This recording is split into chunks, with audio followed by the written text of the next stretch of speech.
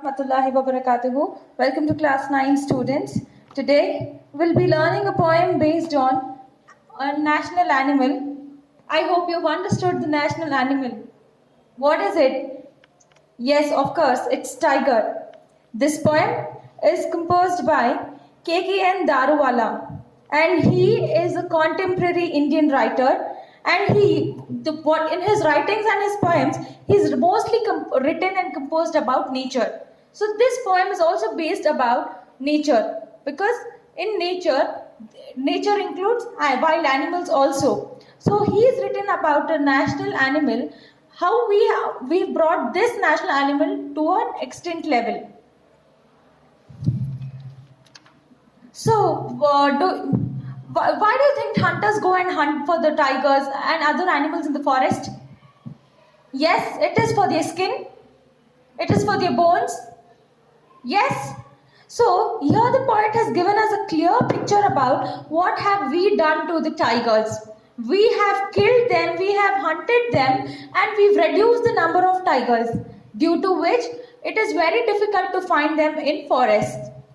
And we know that the moment any domestic animal like deer, cow, ox, goat and other domestic animals, the moment they see the tiger or listen to the roar of tiger, what do? They'll sit and watch the tiger. No, they'll run away. Tiger is a very strong wild animal. And its roar is only so scary that the birds also flies away because of its roar. So let's read the poem and find out what's there in this.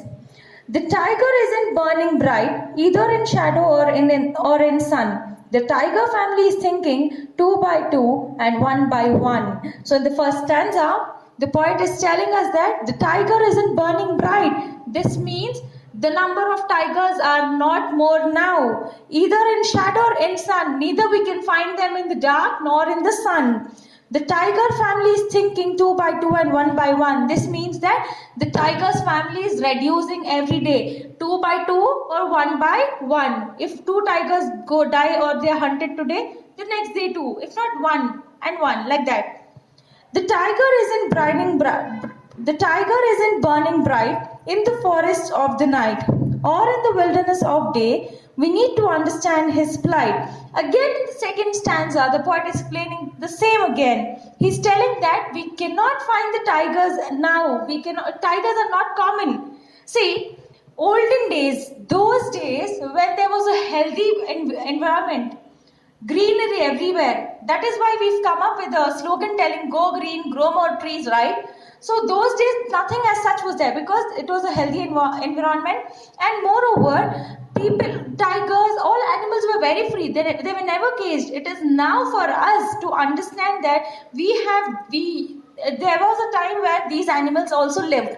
That is the reason they are put up in cages. If not, they are left open. They have freedom to move in the forest, as we have freedom to move around cities.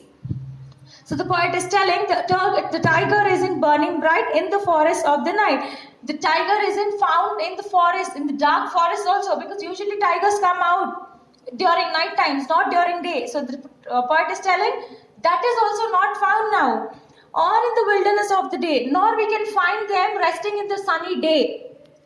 We need to understand his plight. So the poet is telling us that we need to understand the plight of tiger. Next stanza. The father Sheru's missing now. Sheru has been shot and skinned. Poachers ground his bones to powder for some Chinese medicine. Okay, now at the moment you hear Chinese, don't give any explanations. See, we are human beings. We depend on nature and nature depends on us. We are vice versa dependent with each other. So here the poet is telling there was a tiger who had a father named as Sheru. It's an assumption. We're just assuming as we name our pets like a kitty and all. The same way, the tiger also is telling there was a tiger who had father Sheru and he is missing now. That is, he is hunted. And how is he hunted? He has been shot and skinned. This means they fired the gun, and when the tiger finally died, they skinned him. Instead, the skin was separated from the body. The skin was separated from tiger's body. Poachers ground his bones for some Chinese medicine. Now, why do you think we hunt tiger's bones? What is the need? For us, we do not understand. But tiger's bones are powdered and they use for medicines, for the treatment of certain diseases. So what here poachers, the hunters has hunted Father Sheru, and they have taken his skin, they have taken his bone, and his bone is powdered for some medicine.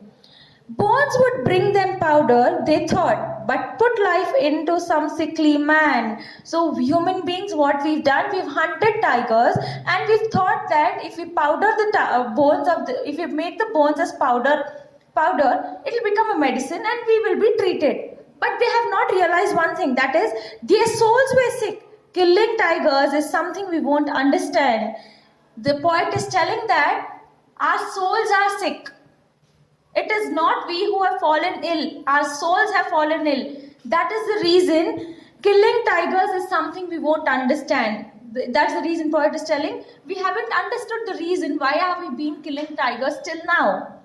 His skin is hanging on a wall. His bones are packed in plastic white and shipped out. A gecko on the wall is hunting insects on his hide. Here, what the hunters do, when they see, usually we have an occasion, Bakrid, wherein we see how slaughtering is done, right? We see how they slaughter and how we see the process being carried out. Similarly, it does happen with the wild animals. So poet is telling us that they have skinned out the tiger, they've separated the skin of tiger from his body, and they've hanged it on a wall. And what's happening to the bones? The bones are packed tightly and they are sent abroad to make some medicines. A gecko on the wall, here a gecko in the sense a lizard. A lizard which is on the wall is hunting insects on his hide. That is, the lizard is hiding by the side of the tiger skin and it's searching for insects. Because when there is something very stinking, there are for sure insects around it. So who eats insects? It's the lizard, reptiles, right? So when there's a lizard around the tiger skin. Once jungles trembled at his roar, treetops flew up, birds disappeared. Monkeys screamed, what an uproar!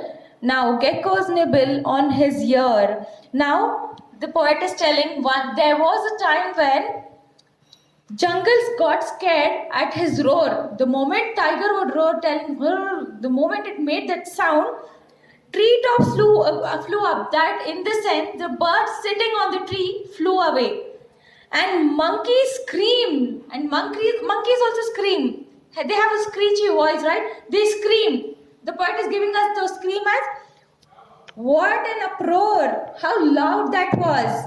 Now geckos nibble on his ear. Now the poet is telling us that the lizards are also not able to find it. Geckos, I've already told, it's a lizard. Lord God had stamped upon his skin in equal stripes both night and dawn.